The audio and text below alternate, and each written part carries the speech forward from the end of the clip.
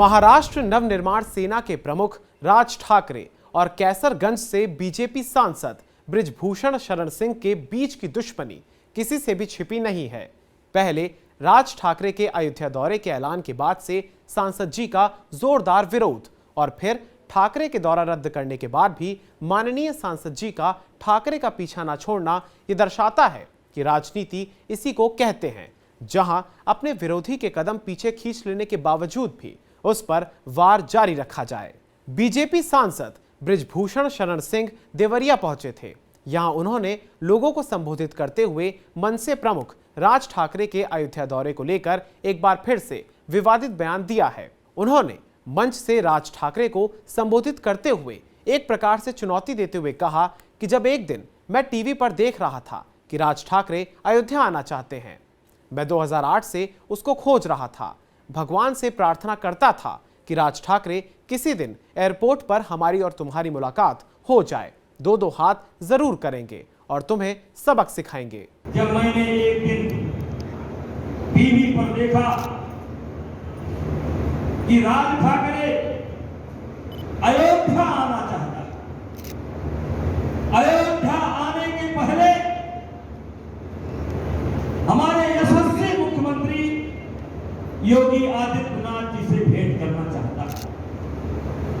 भाइयों, एक सवाल यह भी उठता है कि पहले विरोध क्यों नहीं, अब विरोध क्यों? पहले विरोध क्यों नहीं, अब विरोध क्यों?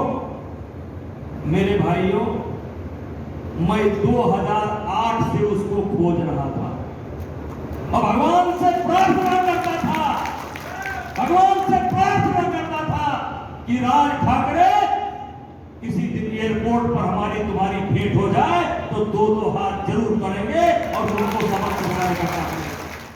उन्होंने आगे कहा कि आज भी मुंबई में उत्तर भारत के लोग कई वर्षों से रह रहे हैं। राज ठाकरे की हिम्मत नहीं है उन्हें कुछ भी कहने की, लेकिन राज ठाकरे का गुस्सा गरीब तबके के लोगों पर ही निकलता है, जिससे अब तक 70 से 80 हजार लोग प्रभावित हो चुके हैं। याद रखो मित्रों, आज भी मुंबई के अंदर अपने लोग 100 वर्षों से रहते हैं, 200 वर्षों से रहते हैं और बड़े मजबूती के साथ रहते हैं। राज ठाकरे की हिम्मत नहीं है कि उन लोगों की तरफ देख ले, लेकिन इनका गुस्सा निकलता है किसके ऊपर?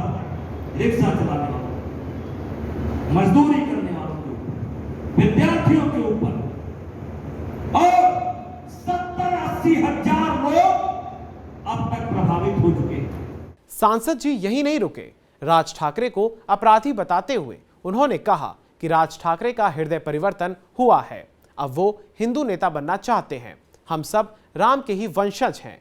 उन्होंने राम के वंशजों को पीटने का काम किया है, इसलिए पहले वो माफी मांगे तभी वो यहाँ आ सकते हैं। हमारा मानना है कि उनका हृदय परिवर्तन हुआ है और वो अब हिंदू नेता बनना चाहते हैं, राम को अपना आदर्श मानते हैं।